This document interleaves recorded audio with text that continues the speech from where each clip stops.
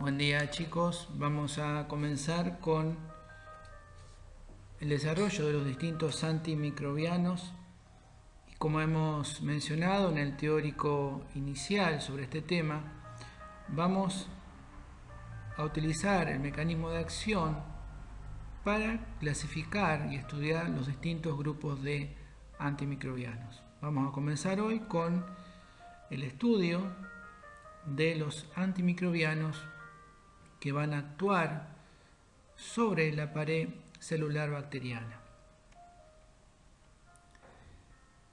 Como ustedes recordarán, las bacterias, tanto gram positivas como gram negativas, tienen en su composición una pared celular de peptidoglicano que es mucho más densa, mucho más espesa en bacterias gram positivas que en bacterias gram negativas. En las primeras, por dentro de la pared celular se encuentra la membrana plasmática o bacteriana, mientras que las gram negativas tienen una membrana externa, luego la pared celular y por último una membrana interna.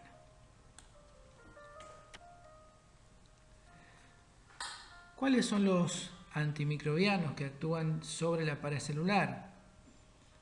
Vamos a detenernos en el grupo de los betalactámicos, un grupo muy importante para medicina veterinaria y también en humanos. Y posteriormente vamos a mencionar otros fármacos, en particular de mucho menor uso, como son vancomicina, fosfomicina y bacitracina. Comenzamos hablando entonces del grupo de los beta-lactámicos. Este grupo, que tiene una estructura química en común, está conformado principalmente por las penicilinas, que muchas veces le dan nombre a este grupo, es decir, a veces se utiliza el término genérico de penicilinas cuando se habla en sí de los beta-lactámicos, pero en sí penicilinas corresponde a un grupo en particular de beta-lactámicos. En segundo lugar tenemos los inhibidores de las beta-lactamasas. En tercer lugar los carbapenems, las cefalosporinas y los monobactámicos.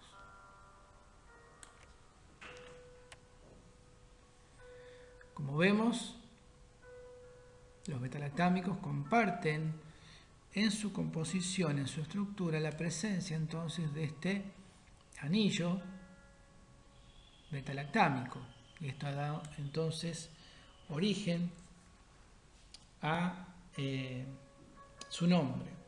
Ese anillo betalactámico está unido a un anillo de tiazolidina y luego por adición de diferentes radicales se han ido sintetizando los distintos componentes de estos grupos que son bastante amplios. No obstante, vamos a ver los más importantes. Hemos mencionado que un gran hito en el desarrollo y uso de los antimicrobianos se dio cuando se descubrió, año 1928, la penicilina por Alexander Fleming, quien descubrió que la presencia de un hongo Penicillium en una placa de Petri lograba inhibir, como vemos, el crecimiento bacteriano. Esto sería, ¿sí?, colonias bacterianas. A partir de este descubrimiento se comenzó a trabajar para tratar de purificar este compuesto con acción antibacteriana. Es así que alrededor del año 1941 Flore y Chain logran purificarla y se comienza su uso clínico que salvó muchas vidas en lo que fue la Segunda Guerra Mundial.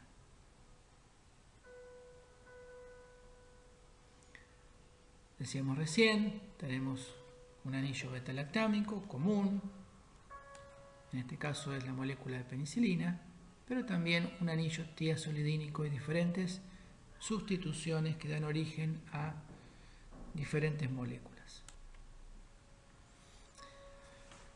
Este cuadro nos va a servir para ir estudiando los distintos grupos de penicilinas. Presten atención porque en el libro de la cátedra, en la literatura de referencia, en algunos casos ha habido un error en la diagramación de este cuadro. Por tanto, tomen como referencia este cuadro para estudiar este tipo de antimicrobianos. Como vemos, tenemos primeramente penicilinas naturales, que de importancia clínica tenemos la penicilina G y también el penetamato.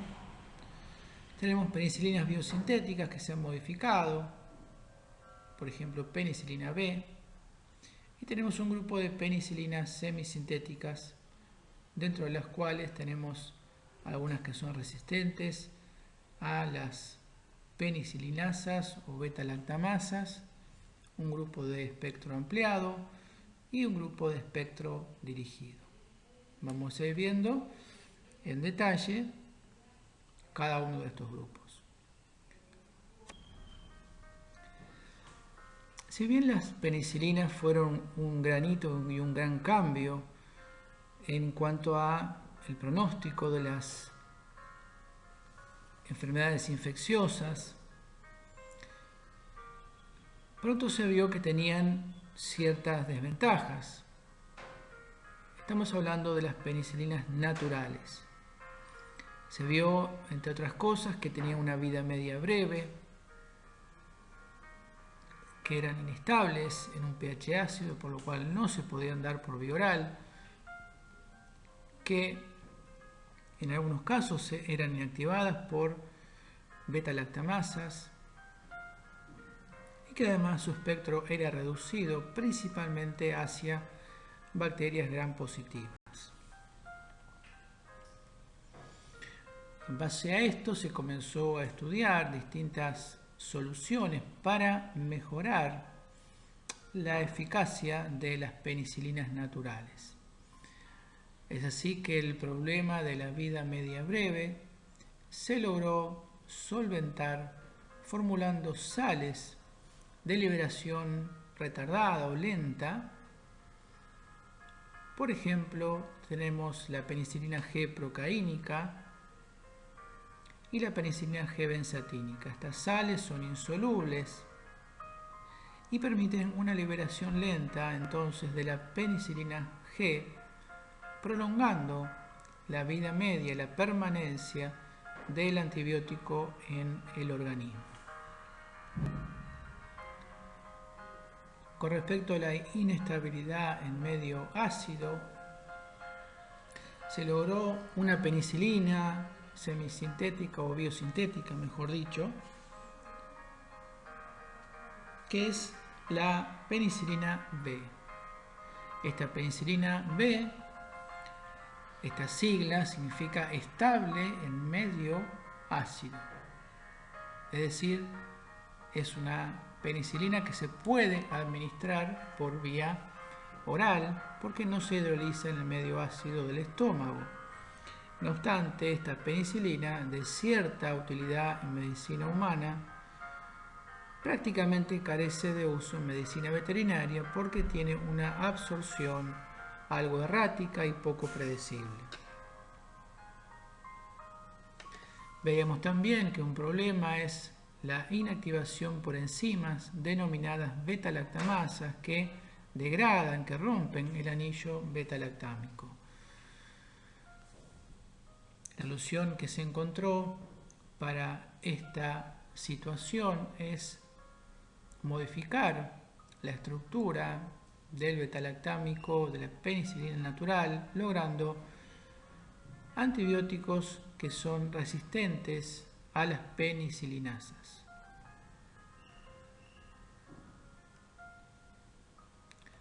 Otro problema, habíamos visto, era el espectro reducido y más dirigido hacia gérmenes gram positivos. Es por ello que también mediante modificación se logró sintetizar moléculas de un espectro más ampliado que abarcan también gérmenes gram negativos, como vamos a ver más adelante.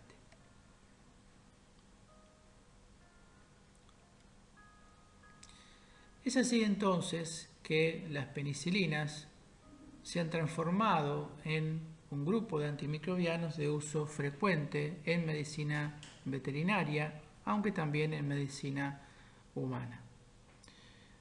El mecanismo de acción de las penicilinas, en general de los beta-lactámicos, dijimos que es por inhibición de la pared celular, que tiene función de darle rigidez, participa en la homeostasis de la célula procariota, de la bacteria, y de esa manera, si se logra inhibir la formación natural y propia de esta cadena de péptidoglicano, la bacteria se encuentra más vulnerable y en muchos casos se produce su lisis y muerte. El mecanismo de acción principal de los betalactámicos es de tipo bactericida, es decir, que normalmente matan las bacterias sensibles, y vamos a ver también que es un mecanismo tiempo dependiente. Recordemos que la síntesis de la pared celular del péptidoglicano ocurre en varias etapas que comienzan en la membrana interna de la bacteria y cuya etapa final es un proceso de formación de un enlace peptídico mediado por enzimas como la transpeptidasa.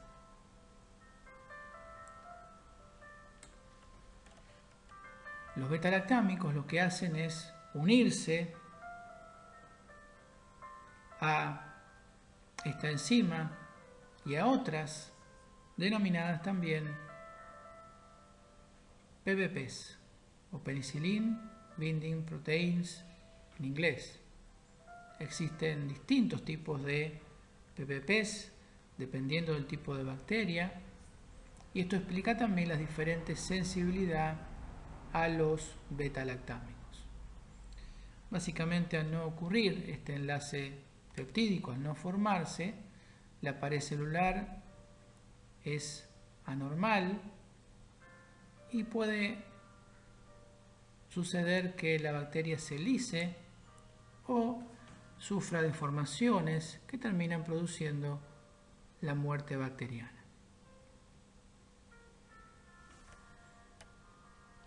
Aquí vemos una imagen de cómo se produce la muerte, en este caso de una bacteria gram negativa, Escherichia coli, incubada en presencia de penicilina durante 30 minutos.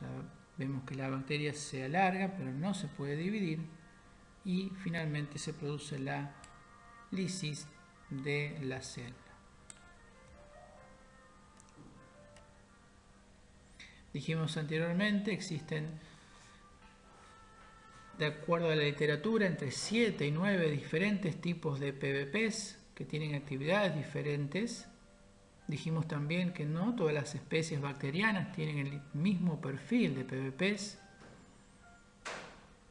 Y esto explica también la diferente sensibilidad a los betalactámicos. Y también, obviamente, cada PBP tiene un distinto grado de afinidad. Dijimos anteriormente también que el mecanismo de acción es principalmente de tipo tiempo dependiente. Es decir, es importante que durante el mayor tiempo posible las concentraciones, en este caso de los betalactámicos, se encuentren por encima de la concentración inhibitoria mínima. Es decir, es deseable que entre diferentes dosis las concentraciones plasmáticas estén preferentemente por encima de la CIM el mayor tiempo posible. Y esto explica entonces que tienen un efecto de tipo tiempo dependiente.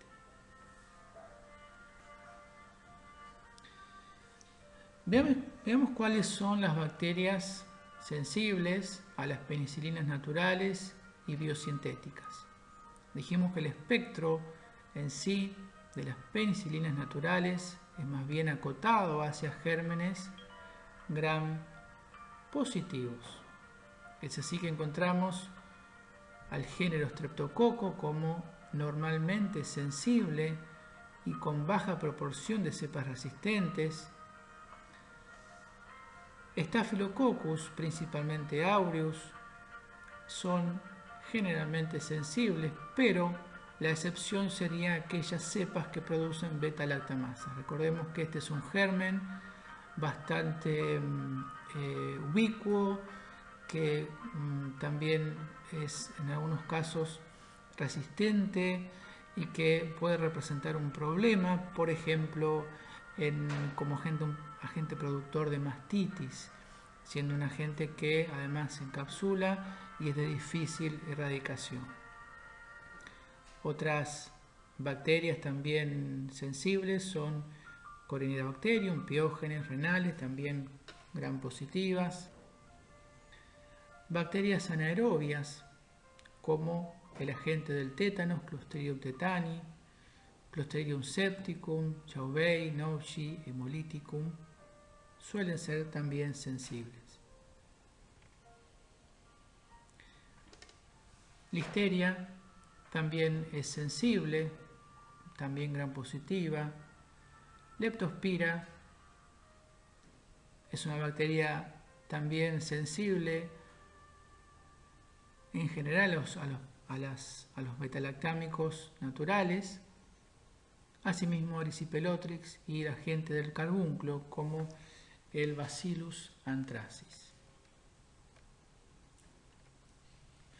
Un anaerobio gram negativo que produce la pododermatitis necrótica, el Fusobacterium necrophorum, suele ser sensible, y dentro de gram negativos básicamente encontramos Pasteurella multocida como generalmente sensible, un agente productor de enfermedad respiratoria en varias especies. Si bien no es algo que ustedes debieran recordar, simplemente mencionamos que hay bacterias resistentes, todos los otros gram negativos son resistentes, asimismo gérmenes atípicos como clamidias, micoplasmas y rickettsias suelen ser resistentes. Por lo tanto, resumiendo, el espectro de las penicilinas naturales y también biosintéticas como la B es más bien dirigido hacia gérmenes gram positivos. ¿Cuáles son los mecanismos de resistencia bacteriana? Básicamente son de tres tipos. Uno es porque la membrana bacteriana se transforma en impermeable. En segundo lugar, porque se producen beta-lactamasas. Y en tercer lugar, por modificación de esas proteínas de unión a las penicilinas o PBPs. En el primer caso, la producción de una membrana impermeable es más común en bacterias gram negativas. Recordemos que el antibiótico, el betalactámico, debe atravesar en gram negativas esta membrana bacteriana externa a través de porinas o canales para lograr unirse a las PBPs. ¿Sí? Esta sería una bacteria gram negativa sensible. Cuando ocurre una disminución en la permeabilidad de la membrana bacteriana externa en gram negativos, estas porinas, estos canales, se transforman en impermeables, no dejan pasar al beta-lactámico, el cual entonces no puede ingresar y unirse a las PBPs para ejercer su efecto antimicrobiano.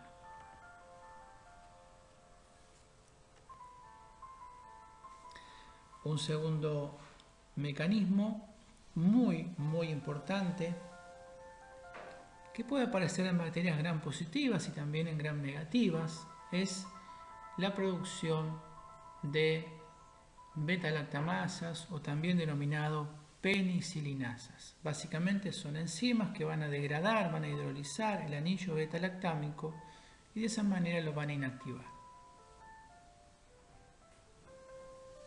En el caso de bacterias gram positivas, el germen más involucrado en este tipo de resistencia son los estafilococos.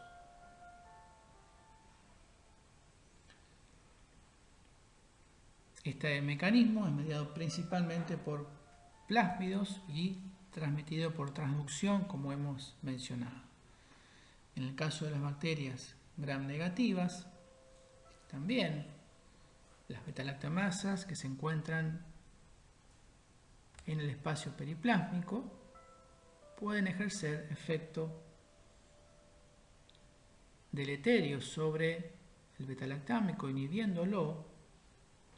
En este caso, la producción de este tipo de resistencia es mediada por plásmidos, transposones o también puede ser de tipo cromosómico.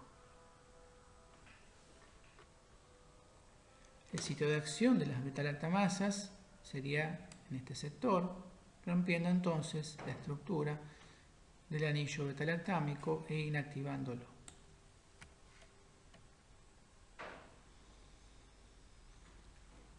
Veamos la farmacocinética básica de las penicilinas naturales y biosintéticas. Recordemos que un problema de las penicilinas naturales en sí era que son ácido lábiles, es decir, que se inactivan por el ácido del estómago. La diferencia con la penicilina B o biosintética es que esta es resistente, aunque hemos mencionado no se utiliza por su absorción errática que se ha demostrado en caninos.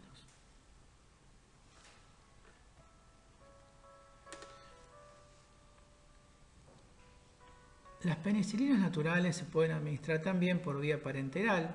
Obviamente, la disposición en sangre va a ser diferente de acuerdo a que se trate de una penicilina G sódica o potásica, a que sea una penicilina procaínica o una penicilina benzatínica. En el caso de la penicilina G sódica o potásica, vemos aquí un perfil simplemente en forma esquemática. Lo que ocurriría básicamente si administramos por vía parenteral, esto sería seguramente intramuscular, la penicilina G sódica en este caso se libera, como vemos, rápidamente, alcanzando su pico plasmático en aproximadamente 15 a 30 minutos, pero como vemos también la eliminación es muy rápida. Habíamos dicho que la vida media de la penicilina G es corta, es breve, y se estima que el 80% del fármaco administrado se elimina en cuestión de 4 horas. Cuando se formuló la sal procaínica se logró, como vemos, una liberación más lenta, más sostenida en el tiempo, alcanzándose una concentración efectiva en sangre aproximadamente a las 2 horas. Recordamos que este gráfico es simplemente esquemático para que ustedes se hagan una idea de cómo es el perfil comparativo de estas tres formas de penicilina G. La penicilina procaínica entonces mantiene niveles terapéuticos mucho más prolongados en el tiempo, que se estiman que son de 12 a 24 horas. Por último, la penicilina G benzatínica es una forma muy insoluble que, como vemos, libera lentamente, aún más lentamente que la procaínica. Este es el perfil de la penicilina en sangre. Y esta forma, la benzatínica, permite el mantenimiento de concentraciones terapéuticas durante 48 a 72 horas. De esta manera, recordemos que la penicilina procaínica y benzatínica nunca deben ser administradas por vía intravenosa, porque se trata de sales de liberación lenta. La única que puede administrarse por vía intravenosa es la penicilina G sódica o eventualmente la penicilina G potásica. Existen en el mercado muchas presentaciones comerciales que combinan, como vemos, por ejemplo, penicilina G sódica. Recordemos que la concentración de las penicilinas va a estar referenciada en unidades internacionales. Tiene que ver esto con la potencia del antibiótico. Esta es la cantidad de penicilina sódica que tiene una formulación. También contiene penicilina procaínica y también benzatínica. En este caso, lo que se está buscando con este tipo de formulaciones es que ocurra una rápida liberación de la forma sódica. La procaínica va a permitir el mantenimiento de niveles terapéuticos durante las siguientes 24 horas, 12 a 24 horas. Y por último, la benzatínica permite que los niveles terapéuticos se extiendan hasta 48 a 72 horas. Esta es una combinación muy frecuentemente utilizada que además, como vemos, combina un aminoglucósido con la streptomicina para ampliar su espectro y lograr cierto efecto sinérgico.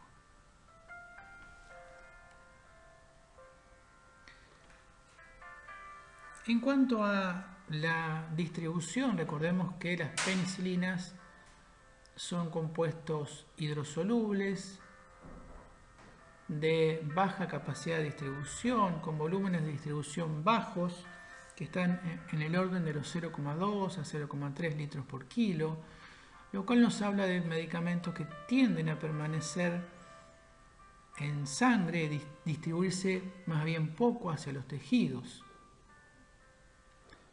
Algunos factores pueden favorecer la difusión hacia sitios específicos, por ejemplo, en el caso de inflamación de meninges puede aumentar la distribución hacia el sistema nervioso central. La metabolización, presten atención porque en este caso es más bien nula o muy escasa, eliminándose principalmente los betalactámicos, en este caso penicilinas naturales, por orina, casi sin metabolizar, por lo cual es necesario la presencia de un órgano renal activo para que se pueda eliminar entonces activamente el antibiótico. La excreción entonces ocurre principalmente por vía urinaria, por mecanismos de secreción tubular activa principalmente. Con respecto a la toxicidad, podemos decir que los antibióticos de este grupo penicilinas naturales tienen una muy baja toxicidad, siendo considerados algunos de los antimicrobianos más inocuos. La única toxicidad, quizá más común, es las alergias o reacciones de hipersensibilidad, que son más frecuentes en especie humana que en animales. En humanos existe un porcentaje relativamente alto, que en algunos lugares del mundo puede llegar al 10% de la población que es alérgica a las penicilinas. Es así que algunas personas necesitan llevar alguna identificación, como puede ser, como en este caso, una pulsera que identifica que son personas alérgicas y que ante la necesidad de un tratamiento de urgencia, por ejemplo, luego de un accidente, no deberían recibir este tipo de antimicrobianos. Es algo también relativamente común, las alergias más leves, como urticarias, dermatitis, como en este caso, que suelen aparecer luego de la ingesta de alimentos con residuos de beta-lactámicos, por ejemplo, en la leche, que es algo bastante común. Decíamos recién también que en animales es algo menos frecuente, pero que también puede aparecer, y de esa manera deberíamos tener precaución con animales que ya han manifestado alguna reacción alérgica a este tipo de medicamentos. Básicamente, el mecanismo de acción por el cual se produce la reacción alérgica a los beta-lactámicos es básicamente por la formación de un apteno, luego que se forma un metabolito que es el ácido peniciloico, se combina con proteínas del organismo y se forma un apteno que es el causante entonces de la reacción alérgica que hemos mencionado. Otros efectos tóxicos o colaterales es que en algunos animales sensibles puede aparecer induración en el sitio de aplicación intramuscular, preferentemente con la penicilina benzatínica. Debemos también tener en cuenta que si aplicamos penicilina G potásica por vía intravenosa hay un riesgo de toxicidad cardíaca. Recordemos que el potasio tiene una función sobre la actividad cardíaca y tanto el exceso como niveles bajos de potasio pueden afectar su funcionamiento. Por tanto, si se aplica penicilina potásica vía intravenosa, debe hacerse en forma muy lenta. Por último, como ventaja, los antibióticos de este grupo carecen de efectos teratogénicos, por lo cual pueden aplicarse libremente en animales en gestación.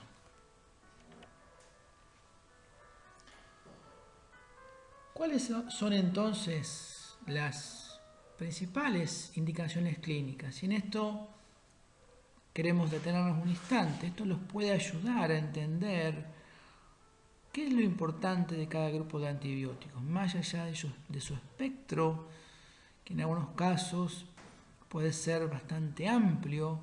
Es importante que se detengan en las indicaciones principales, porque les va a ayudar a entender la relevancia de cada grupo de antibióticos. Es decir, el grupo de las penicilinas naturales y biosintéticas básicamente se indican como antibióticos de primera elección frente a infecciones, por ejemplo, por estreptococos, que son generalmente sensibles, también infecciones por Clostridium, dijimos, por ejemplo, tétano, también Bacillus anthracis, Corynebacterium, Leptospira, que asimismo presenta los betalactámicos naturales un efecto sinérgico si lo combinamos con streptomicina, que es un antibiótico aminoglucósido,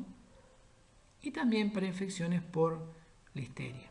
Estas serían entonces infecciones para las cuales de primera elección utilizaríamos penicilinas naturales o biosintéticas. Bien, vamos a pasar ahora a estudiar dentro del grupo de penicilinas semisintéticas el grupo de las penicilinasa resistentes, que tienen entonces en común una modificación en su molécula que les confiere resistencia a la mayoría de las beta-lactamasas. Como vemos, este grupo se subdivide en meticilina y nafcilina, que son inestables en medio ácido, y el grupo de las isoxazolil penicilinas, que son estables en medio ácido. Vemos aquí entonces la estructura de la molécula de estas penicilinas que son resistentes a la beta-lactamasa, como hemos mencionado. Este grupo posee modificaciones en la cadena lateral que no permiten entonces la hidrolización por las beta-lactamasas. El espectro antimicrobiano podemos decir que es básicamente similar al de las penicilinas naturales. En algunos casos la eficacia puede ser algo inferior inclusive, pero la gran ventaja de este grupo entonces es que son mucho menos sensibles a la actividad de las beta-lactamasas. Por tanto, la indicación principal sería las infecciones por bacterias productoras de beta-lactamasas. Por ejemplo, hemos mencionado el Staphylococcus. Esta bacteria es muy común en mastitis, por lo cual es muy común su uso en pomos intramamarios, muchas veces combinado con ampicilina, para ampliar el espectro hacia gérmenes gram negativos. Asimismo, oxacilina, cloxacilina y dicloxacilina lo podemos encontrar también en preparados de uso intramamario para mastitis, principalmente en bovinos, aunque también por su estabilidad en medio ácido podrían aplicarse y administrarse por vía oral en pequeños animales. Otro grupo dentro de las penicilinas semisintéticas es el grupo de espectro ampliado, en el cual encontramos a las aminopenicilinas como amoxicilina y ampicilina, que son estables en medio ácido, y a las proampicilinas, por ejemplo, vacampicilina, pivampicilina, etacilina, epicilina y acidocilina. Estas últimas, como lo indica el nombre, son proampicilinas, son prodrogas que van a liberar en el organismo ampicilinas. Vemos aquí que la estructura básica es similar entre ampicilina y amoxicilina, dos compuestos de amplio uso tanto en medicina humana como en medicina veterinaria, particularmente esta última, la amoxicilina. El espectro antibacteriano abarca bacterias gram positivas de una manera muy similar al espectro de las naturales, pero incluye también bacterias gram negativas. Por eso hablamos que son penicilinas de espectro ampliado. Y aquí incluimos bacterias como Salmonella, Escherichia coli, Haemophilus y Shigella, aunque siguen siendo resistentes bacterias como Pseudomonas, que es una bacteria rebelde, de difícil erradicación, y asimismo Klebsiella y Proteus suelen ser resistentes, excepto que se asocien a estos antibióticos con inhibidores de las betalactamasas como ácido clavulánico o sulbactam. Cuando hablamos de sensibilidad, recordamos que esto debe ser periódicamente evaluado, es decir, si nos encontramos con una terapéutica que falla, una respuesta clínica que no es la que esperamos, seguramente tendremos que evaluar si al menos esas cepas están afectando a ese animal, son resistentes a la terapia antibiótica que estamos administrando. En cuanto a la farmacocinética, hemos dicho, son compuestos de estabilidad en medio ácido, por tanto se pueden dar vía oral. Las proampicilinas también se pueden dar vía oral con una mejor biodisponibilidad. Y también tengamos en cuenta que se pueden administrar por vía parenteral en forma de sales sódicas, trihidrato o algunas de liberación lenta como benzatínicas. La amoxicilina tiene una ventaja sobre la ampicilina, que su disponibilidad no se afecta por la presencia de alimento en el organismo, cosa que sí sucede con el caso de la ampicilina, razón por la cual en muchos casos la amoxicilina tiene un uso más difundido que la ampicilina. En cuanto a la toxicidad, básicamente es una toxicidad muy leve, pudiendo provocar alteraciones digestivas, con irritación, y en animales herbívoros también puede provocar algún trastorno digestivo por proliferación de Clostridium. Las indicaciones clínicas de este grupo suma a las de las naturales, sumarían infecciones genitourinarias y digestivas por gérmenes gram negativos que sean sensibles entonces a este grupo de antibióticos. Pasamos ahora al grupo de las penicilinas semisintéticas de espectro dirigido. Aquí encontramos las carboxipenicilinas, carbenicilina y ticarcilina, y las ureidopenicilinas, aslocilina, meslocilina y piperacilina. Ambos subgrupos son inestables en medio ácido, por lo cual se administran únicamente por vía parenteral. El uso específico de este grupo es únicamente cuando otros tratamientos antimicrobianos han fallado.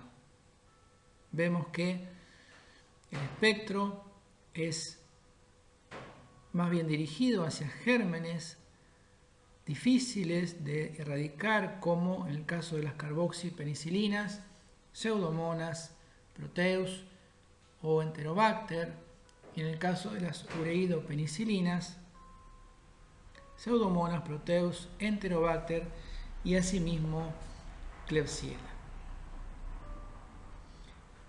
Este grupo de antibióticos entonces se caracteriza por un uso muy específico y únicamente se las utiliza cuando han fallado otras terapéuticas anteriormente utilizadas.